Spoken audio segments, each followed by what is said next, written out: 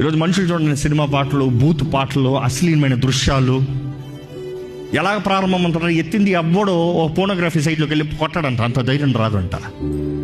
ఏదో ఒక song చూస్తాడంట, seducing song చూస్తాడంట.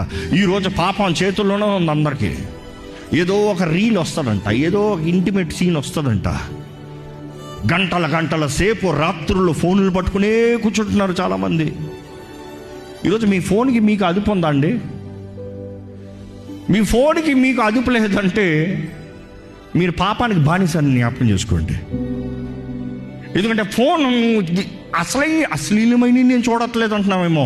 ఏం చేస్తాం మరి ఫోన్తో? దేవుణ్ణి మనుషుల్ని దూరపరిచేది ఈ రోజులో చెప్పాలంటే ఫోనే. ప్రార్థన చేయి, టైం లేదు. పడుకో, ఫోన్ పట్టుకుంటావు, టైం లేదన్నావు. మరి ఇక్కడ మాత్రం ఎక్కడి నుండి టైం వచ్చింది?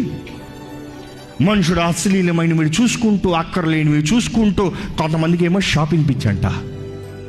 అందుకని అపవాది ఎరేస్తానికి సేలు అని వస్తాడంట యాప్లో. సేలు కాదు, కొను అని.